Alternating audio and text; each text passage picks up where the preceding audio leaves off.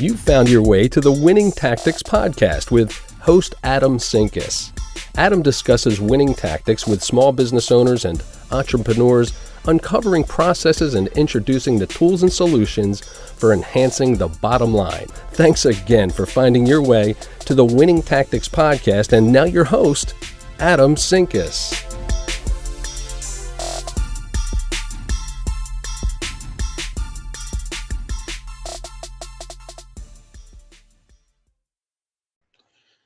Hey everybody, welcome to our third installment of the Winning Tactics. Today I have with me another great Adam, Adam Rosensweig. He is a certified EQ I 2.0 training specialist, also the COO of RR&D, his a company really built around the educational opportunities that exist in EQ and in culture and how we build that in companies. So I'm super excited to have him on the show with me because culture and EQ is something that's so important in business, and I preach it all the time.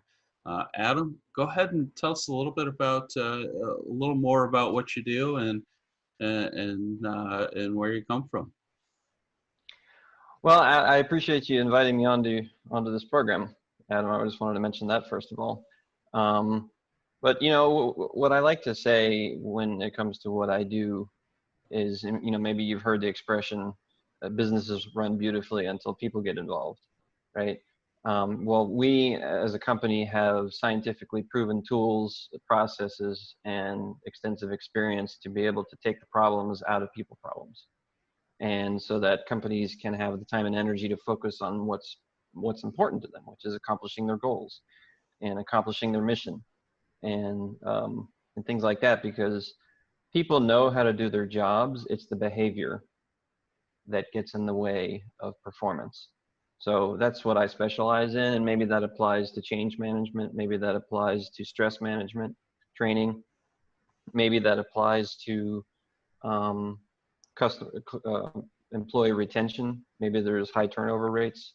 Anything that involves people in behavior is where I can get involved. So I'm partnered up with a psychologist that I went through her program years ago, and it really made a huge difference in my life, which is why I had the motivation to begin my company. And so now I wanted to bring that to others. And that's why I started my company. That's why I partnered with her. Her name is Jay English. She has 30 plus years in the industry. So between her and me being certified in the EQI assessment, which we have all the tools necessary to be able to help companies thrive and not just survive. No, I think that's absolutely awesome. I love how you put out there, companies to thrive, not just survive. I think, especially with everything going on right now, that is a huge focus that a lot of people have is how do we come out of this on top? And I'm a firm believer that people are the key to that, and how you treat your employees and how you treat your customers through all of this. So I'd love to kind of dive down that path a little bit and talk a little bit about the current crisis that's going on. Okay. What do you think is from a people management standpoint right now, probably the biggest challenges that small business owners are facing? My people. So when it comes to small businesses, that can be all over the spectrum. Are you referring to like 10 people or less, or are you referring to? I guess it doesn't matter. Doesn't 50 people? 50 people or less is the companies that I see that in my research that have been had the biggest impact. In this space, at least in our area. Well, I think probably the biggest problem that's happening right now is this virus is doing two things. It is people feel obviously frightened and scared, or same thing. And and not only because of the health effects of this virus, but also the economic fallout from everything that's happening. So people are scared to death, and they may not even show it. That sometimes, maybe they have that stoic face on, And so when people get scared, they don't behave well, and they don't think. Their mind is not focused on the task at hand. So what really, personally, what I think people are really needing is quality leadership right now. They need to feel safe. They need to, as much as is reasonably possible. I mean, look, if a company doesn't have the numbers and they need to cut back on pay and whatever, I mean, there are certain realities that have to be dealt with. But even as those realities are implemented, it's important to take into account the emotional state of the people that are being led and that this is happening to.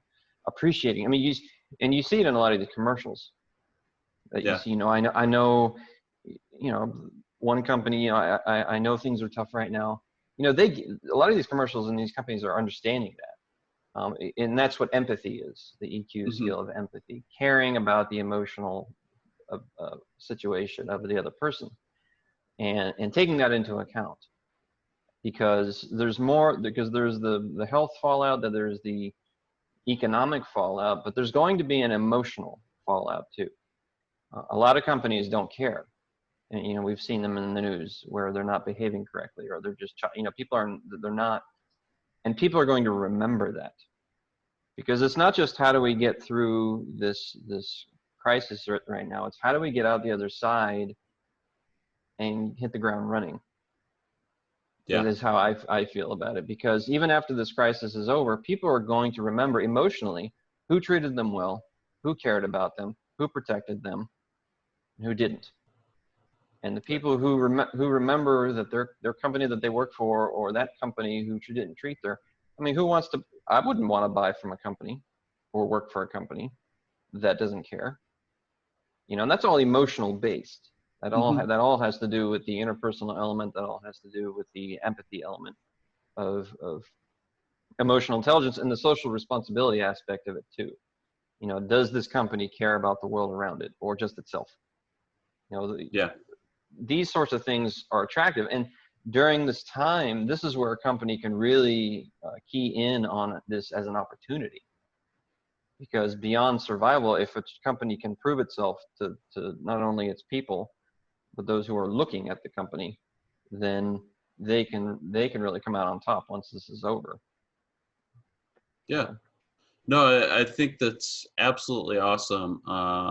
We've been talking from a marketing standpoint a little bit about how you need to really double down in this time in marketing, and I think it's interesting that you call out doubling down on that emotional intelligence in this time period as well,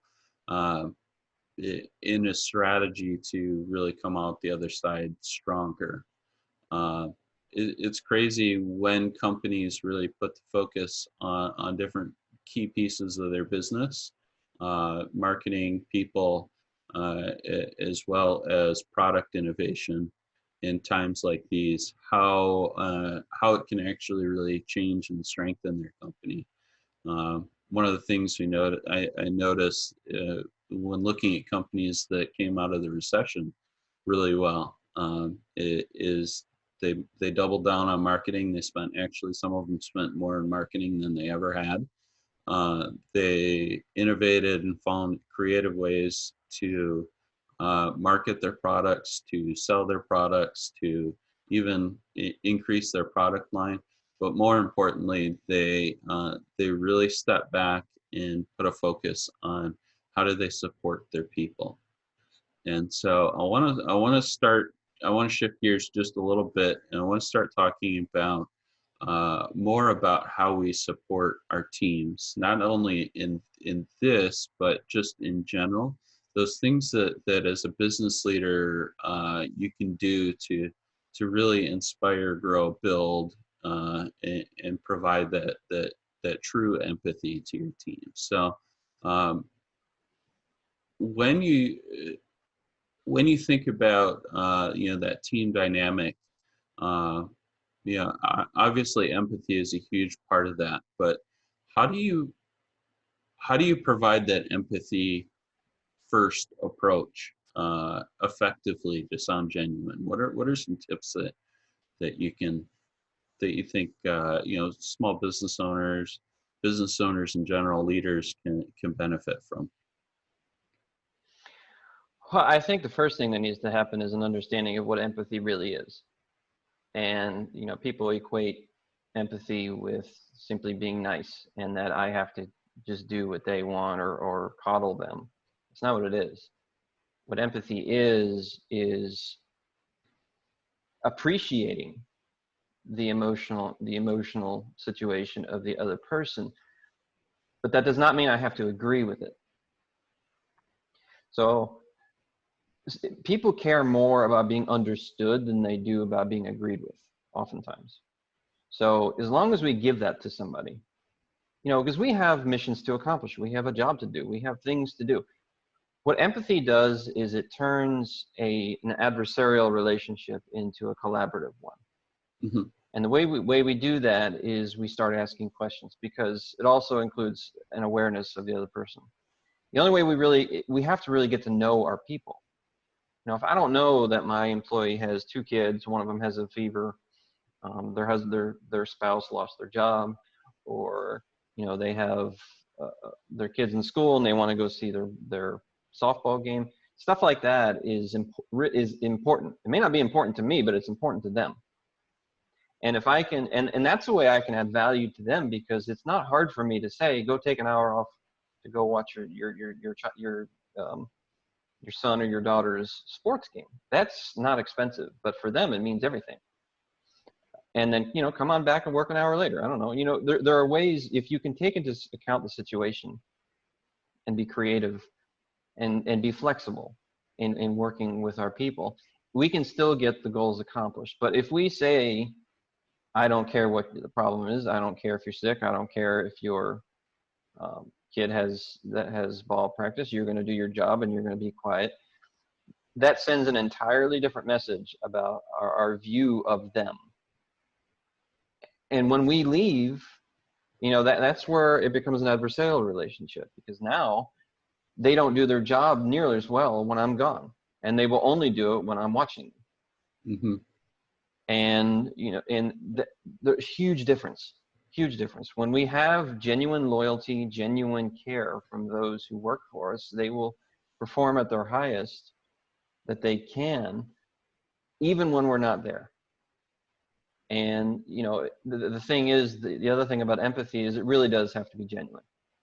People can smell fakery, and the truth of the matter is communication, at a minimum 70% is nonverbal. And if I come up to somebody and I am not genuine in my empathy, they're going to see it. And you can't fake it, unless you're a con artist who are really good at that kind of thing, or an actor. But behavior, and especially when behavior contradicts words. I care about my people, we care about our people, you matter to me. And then the behavior does not back that up. Yeah. Then they feel lied to, and then they feel deceived. And then, it just all kinds of things fall apart. And this is where EQ comes into play, because, this is what will kill performance. This is what will send somebody off in another direction, or maybe even and worse, in my opinion, worse, sabotage the company. Do just enough not to get fired, but when they're not looking, do things that will actually hurt the company.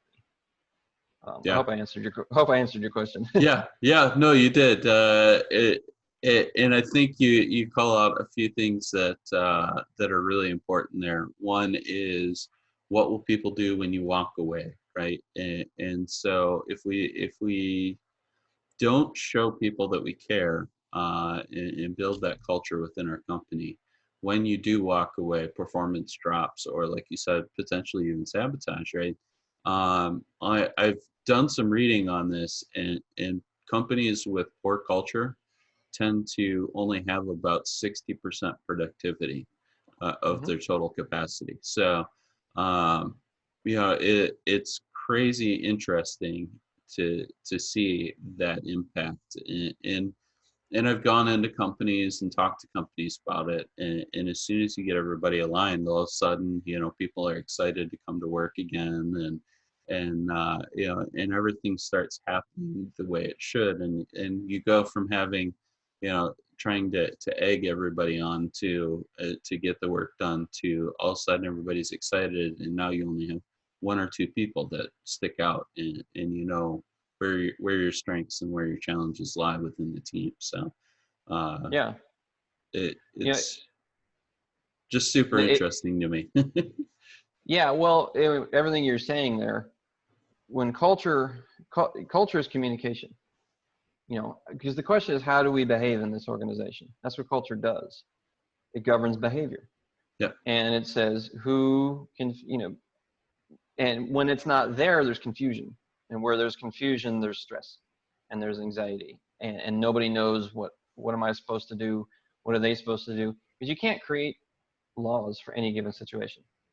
It's too much. I mean, you wind up having an entire legal system in your own company. It doesn't work well.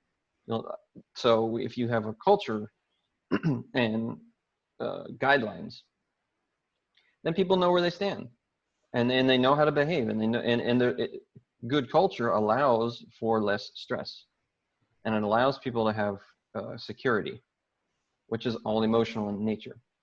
So yep. I'm building off of what you said, but that is so important. Any successful company that you see in the news has a good culture. Without culture, I know for a company that has 10 people or less, it's not exactly the same thing. I mean, you're still growing into that. You got to start somewhere. The culture begins with the owner. Yep. And they set the tone. And, then everybody has to, it's good to have a mission. It's good to have, I don't know what your thoughts are on that, but it's, once as a company gets bigger, that the culture needs to be more articulated. Yeah, no, you started talking about a mission there. I'm a huge proponent of, I don't care how big your company is, you should have mission, vision, and values outlined, defined. Because those really set the foundation of everything else that you're going to do as a company. And so,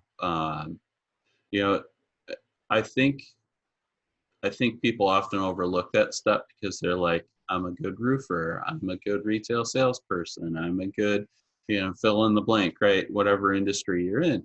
And so they go and they're like, well, I can run a business, and they hop in and they figure out how to run a business, and they hire a bunch of employees, and they never set up these foundational culture things within their business. And then what happens is the business grows, right? And now we're not a team of 10, now we're a team of 50, 70, and a couple layers of leadership. And all of a sudden, leaders aren't sure how to direct teams, and so now you get this fallout of people because all of a sudden the culture is tanked in the organization. And so, and then, you're, as the owner, you're standing there scratching your head going, well, what happened? At 10 people, we were a machine that couldn't be stopped. And at 50 people, we don't even know how to keep our head above water. So I've seen it a whole bunch of times, and it's always interesting to me to watch how people approach the scaling teams and scaling their business. And so what do you think are the most important pieces from a culture standpoint to talk about with your leaders in your organization and your upcoming leaders, especially as you scale, to really build that effective culture? What are some of those kind of talking points in that conversation? Well, they have to believe in it. It can't be just something that is because if you don't believe in it, you're not going to do it. And that comes from within. That comes from the self-actualization element of emotional intelligence, which is persistently trying to improve yourself and have personally meaningful, an emotional investment in it. So if somebody's becoming a leader in a company, they have to be a part of the culture. They have to believe in it, because if they don't, nobody else will. Or if somebody else does, it just won't be as good. because everybody looks to the leader to set the tone. Everybody does. And if they, and if somebody does not believe in the culture, maybe they're not the best leader. Maybe, it's possible they don't even belong in the company. So that's, number one, and then maybe that would get them into that conversation in the first place. So, a big part of being a leader is casting vision, being able to communicate that the vision. What is the mission? What is our culture? So being able, and that requires having people skills. So how is their relationship with their direct reports? How is their relationship with people next to them? How is their relationship with people above them? Because we can influence everybody around us, not only verbally, but by our behavior and because people are watching us even when we're not looking. So it's 100%. And so anybody who wants to be a leader, who is getting into that, they have to be able to do that. They have to be able to first understand the culture, and then be able to communicate it and coach it and have that interpersonal skill to be able to do that. And if they don't, then maybe some training is necessary. And it's just, that's their job. A leader's job is to motivate everybody else and to lead them, and to inspire them and to do all that. It's not to do the PowerPoints. It's not to do, that's all side effects. When you're being a leader, you're dealing with people. And if you're not good with people, that's a little bit of a problem. So those are my thoughts on it. I don't. Yeah, no, I think you make some really good call outs there. A leader's job is to inspire. It's not to not to just take over everything and go, you're screwing it up, so I'm just going to do it. And so I think I've seen this a lot in the BPO industry. I've seen it a lot in a lot of industries. Companies promote a leader simply because they were the highest performer of whatever position they're going to be leading. And worst thing you can do. Wholeheartedly.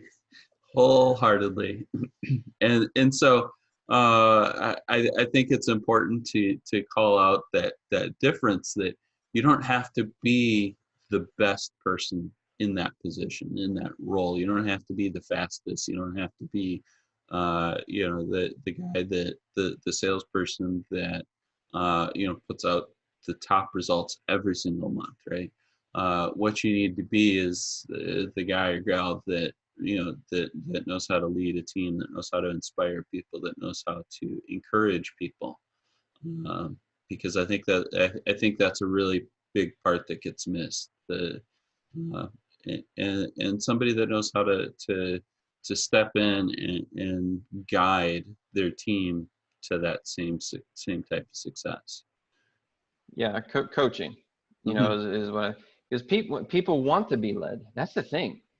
Yeah. When somebody's in a company, they want to be led. They want somebody to say, "Hey, great job. Here's how you can do a little better. This is how, if you do this and this, maybe you'll get promoted. Maybe you'll get the raise. Good job." People feel good when they accomplish things. It helps their self-esteem. It helps their self-regard.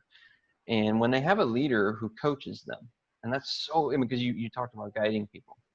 Yeah. That is so important, to have somebody they trust, because people will listen when they trust the person talking to them. When they know that person cares about them and wants the best for them. Because, I can talk to somebody, and if they believe I'm out to get them, out to hurt them, out to sabotage them, they will run. But if they know I'm looking out for them and I want them to succeed, much easier for them to take direction. And that helps, that keeps a company healthy.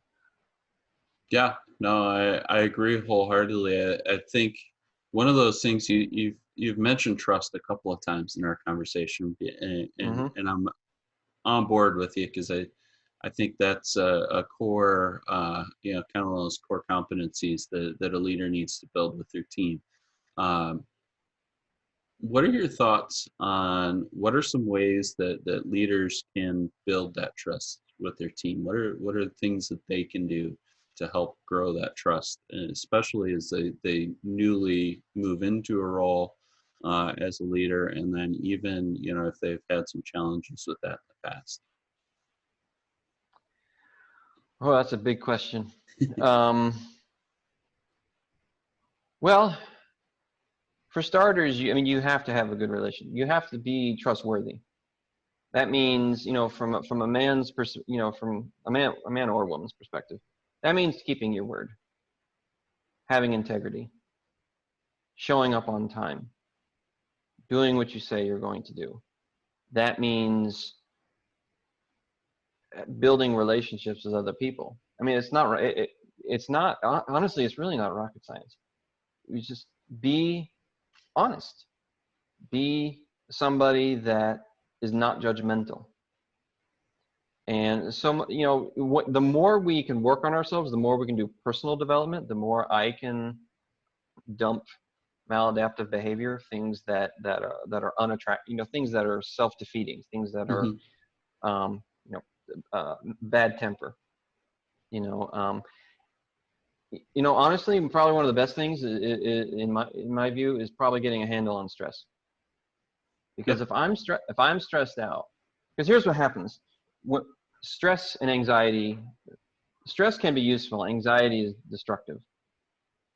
If I have anxiety, that means I'm scared to death. And when I'm scared to death, you know, what people don't realize is that emotions are contagious. It's called emotional contagion. And like I mentioned earlier, communication is 70% minimum, 70% nonverbal. So if I'm anxious and I'm scared, and I'm, you know, a lot of times anger follows that. Yep. So I get this look on my face. Nobody's going to want to talk to me. Mm-hmm. Nobody's going to want to approach me. Nobody's going to trust me. So I have to get a handle on my own emotions. Otherwise, I'm going to repel people. And I don't have to say a word. I don't have to say one word. I can just walk down the hall and people will run for cover. And a big part of that is understanding that I'm anxious in the first place, because a lot of times we're not aware of the emotions we're feeling. So I have to be paying attention to myself. So that's one thing, is just understanding that. And then when dealing with other people, how do I view them? You know, so much of this comes from up here. Yeah. Is how I behave and how I feel, because my behavior is governed by what I believe. And if I believe that the people who work for me are my slaves, nobody, you know, and I treat them in a negative way, it's just, how do I treat people? Do I treat them with respect? Do I treat them with care? Do I treat them as if they owe me, or that you know? And are my people, do they serve me or do I serve them? That's a huge difference. And that belief right there can make a huge difference, because if I believe they serve me, then any behavior my speech, my behavior, how I treat them, it's all going to come out in that way. And that's going to kill trust. They will not trust me if I believe they're there to take care of me. And if I believe I'm there to take care of them, then my behavior, my speech, all that's going to follow too. And they're going to trust me, and they're going to reciprocate. They're going to give back. And that will stimulate unity in a company. Because, you know, an illustration that I like to use in any of my training is, in war, which is what business is. Oh yeah. In war, any war that is ever fought anywhere by anyone, one of the first things they try to do is split up the enemy. And they do things to create discord, rebellion. When they conquer territory, they'll cut them in half and split them, you know, create a division. And if we don't bring our people together, we don't need another company to outperform us. We'll collapse from within. Yep. And just understanding these realities will govern our behavior and how we think and feel about our own people. Don't treat our people like they're enemies. Treat them as allies. Look out for them. Care about them. and treat them as if they are superior. You know, they might work for us and we have authority over them, sure. But that doesn't mean there's a difference between having authority over somebody and and treating them like they're superior. That means we're looking out for their interests. That will stimulate trust. And people will do things we don't even ask them to because they care. They will care. They will do things that stimulate trust. They will feel safe. They will have our back when they see something that threatens the company. And we don't see. We only have two eyes. We can't see everything. Mm-hmm. But when the people around us feel that trust and they know that you've got their back, they'll have yours. Yep. No, I think that's an awesome call out. You know, and it goes back to what you're talking about earlier with, you know, what are they going to do when you're not around, right? And why that's important. And so I've always been on the belief that the foundation of trust starts with the simplest things that we forget oftentimes. And for me, the big one, and I ask this a lot when I talk to leaders is, you know, when was the last time you said thank you to your team, to every single person on your team? Yeah, and for the most part, the answer is, oh, I don't know, probably in the last couple of weeks, you know. And so I've always felt that there's this huge power in the simple phrase thank you and appreciation, and just, you know, walking around thanking your team for showing up today, thanking your team for you know, for the hard work, genuine appreciation to the hard work that they're doing. Thank you for staying late, you know, like all those kind of little things that come up. And so I want to kind of circle into that a little bit, and I would love to hear your take on what does that appreciation do in building trust over time? What is your experience with those types of little simple things that we know we should be doing that we don't do, and how they impact the trust over time? Well, again, it goes back, you know, you pretty much really said it. You know, saying thank you, people get emotionally invested in what they do, and they're proud of the work that they do. And it's like a child who draws a picture for their parent. Look what I did. Look, oh, they're so, you know, they're happy, you know, because listen, we don't mature past 14. We're still kids in our mind emotionally, and so we've adultified it, if that's a term. But you know, we still have, you know, everything that's happened to us as a child still comes with us. So, and what I mean by that, when we work at our job and we do a good job and we say, hey, I did good. Look, Dad, look, boss, I did a good job.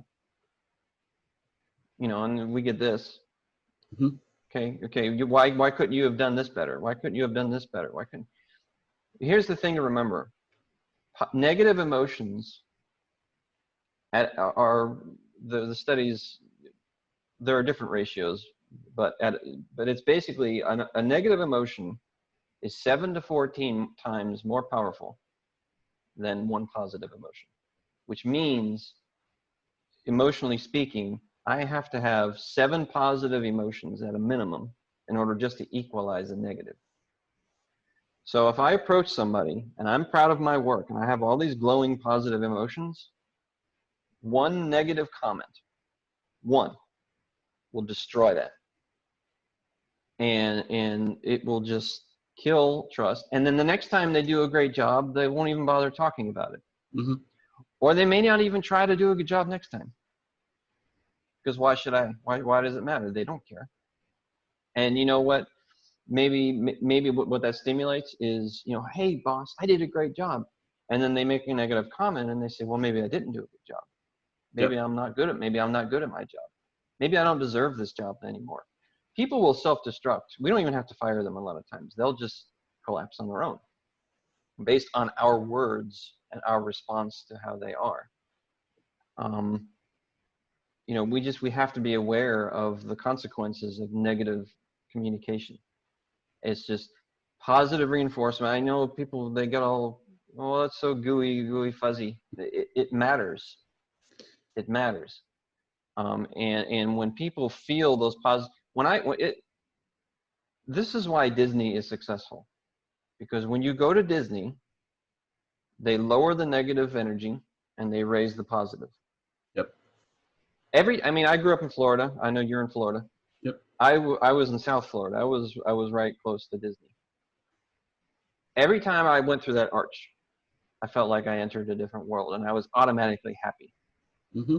And the reason for that is because that's what they stimulated. They stimulated a sense of well-being. They stimulate a sense of happiness. And if we can do that in our company, and it doesn't have to be complicated. You said it. Thank you.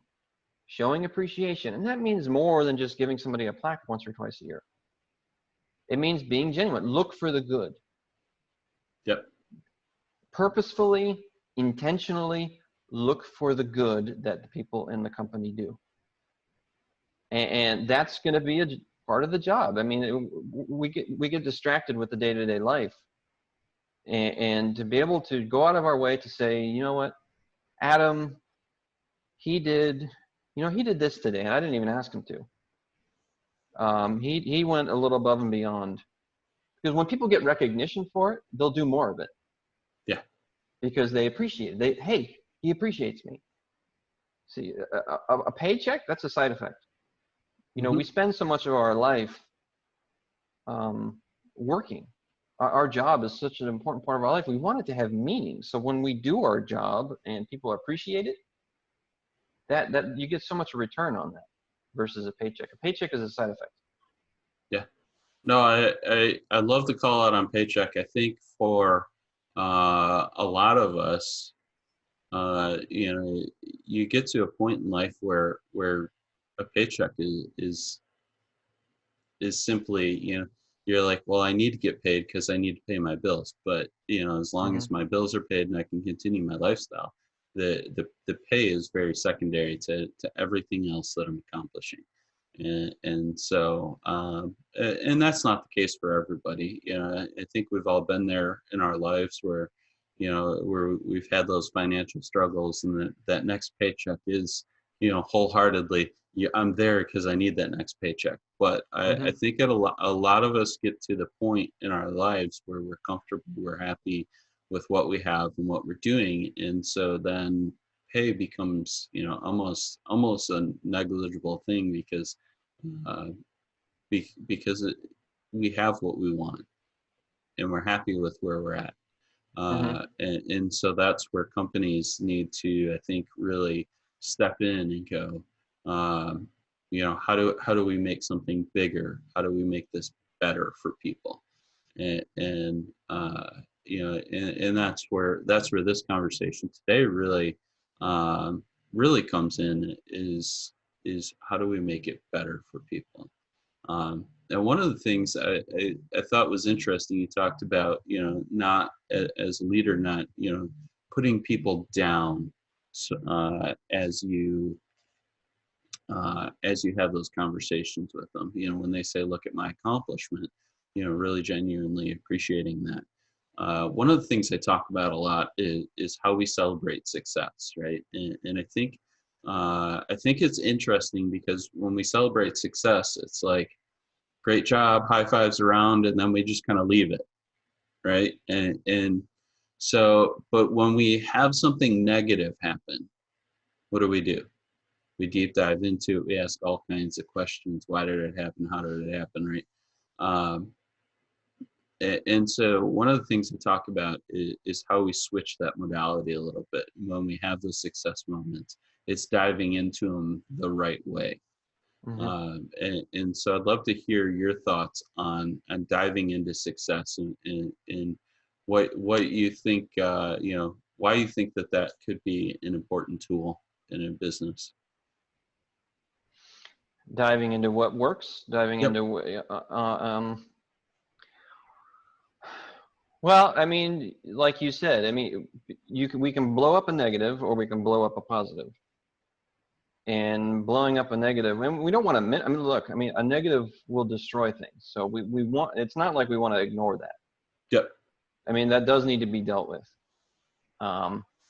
Thing is, that needs to be handled with care, because not only can a bad choice or a bad job or consistent bad stuff, it needs to be dealt with. And that's its own conversation. But when we're talking about blowing up what's good, you know, I would say, you know, I mean, what was the good thing that happened? And well, maybe somebody did better in sales. Maybe somebody helped recruit somebody. You know, let's go with the sales thing. Maybe somebody beat their numbers. Well, why? Hey, good job, so-and-so, you know, that awesome, you know, high fives, here's, you know, here's a cake, here's a, you know, public appreciation. Yep. Is a big deal. And in Dr. English, my partner, I know she's done that for me. And, you know, and it makes me feel great when that happens. Public appreciation, private counsel. You know, don't embarrass somebody in front of somebody else. Encourage them in front of others. Talk about their accomplishments in front of others. Talk about their how good they did in front of other people. Build them up. And because you know what happens? One, they're it's like a peacock. You know, they strut their, you know, their feathers go out, and then everybody else says, "Hey, I want to do that too." Yep. And you know what? If I do well, then maybe I'm going to get that kind of recognition. Maybe, and that goes back to the conversation we just had. Maybe, I mean, I think for me, I mean, to me, that's a huge ingredient in accomplishing that. It is public acknowledgement, public praise. And then when you can do that, because then you start getting into the conversation. Well, how'd you do that? You know, what'd you do? Well, you know, I spent a little bit extra time, or, you know, my wife encouraged me, you know, she said this, or my husband said that, and I was just having a good day. You know, I had something caused them to perform better. Something did. So what is it? Because if we can recreate that, then performance continues. And that can be true of any given scenario. Yeah, no, I think you hit the nail on the head there. When we find opportunities to recreate that's where we win. And so that's why I kind of take this approach to it, because you're right, we can't ignore the negative, but if we can take the positives beyond just great job and really understand why they're happening, you know, it's the positivity breeds positivity mindset. And so if we're always talking about how we did better, you know, better, you know, everybody else is gonna, for lack of a better way to state it, get in that one-up mentality, right? You know, and so I really think it kind of lends itself to breed further and build that dynamic in the team. So, well, I appreciate your time today. I would love to hear your one last parting thought. On what companies can do to build that positive culture in EQ. What's that one final takeaway for them? It's promote culture and promote emotional intelligence. And, you know, I had a post recently where I talked about that, about, you know, I used the illustration of a farm or even a garden, where a company's performance is based on their people. You know, money is generated by the people who perform, and the people perform because of their emotional intelligence. The IQ too, I mean, they have to have the IQ, but people won't do their jobs without EQ. So we have to promote culture. Culture is like the fertile ground that we plant in, and helps people to grow with emotional intelligence. It keeps them healthy, and that also means using emotional intelligence training, which is what I do and a lot of other people do, and other people who are in the professional development field. You know, you pick out the pests, you pick out the weeds, you pick out the things that will kill the crops. So the two together, So promoting culture and doing professional development. Professional development is so often, unfortunately, overlooked. Mm-hmm. And it can't be. It's too important. We have to be able to train ourselves and our people, because without training, we can't do our job. So, and if we're a small business, maybe we don't have the resources for that, but I can work on me at least. Yep. As a leader, I can read books. I can do my own training. I can get my own coach. I can get my own whatever I can think of to accomplish. And because what comes from me was going to be influenced to other people. But as a company scales and gets bigger, invest in the training. Invest in it. It's so important. Without it, you stagnate. Mm-hmm. So that's my soapbox moment. Love it. I love it. So where can people find you? LinkedIn. I invite anybody to connect with me on LinkedIn. I'm all over LinkedIn. That's how I met you. Yep. That's how I've met so many other great people. And just search me, Adam Rosensweig, and my face will be there, so you'll recognize me. And hit a connection invite. I'll be happy to connect with you. And if anybody wants to jump on the phone and have a nice conversation, I'd love to do that. Just to have a introductory call, no agendas. I'm not going to try to sell you anything, and I love to get to know people so they can find me there. All right. Awesome. Well, I definitely appreciate your time this morning and your knowledge. I know that, culture is such a huge part of building companies and building successful teams. So really appreciate what you brought to us this morning. So thank you so much. And until the next time. Thank you.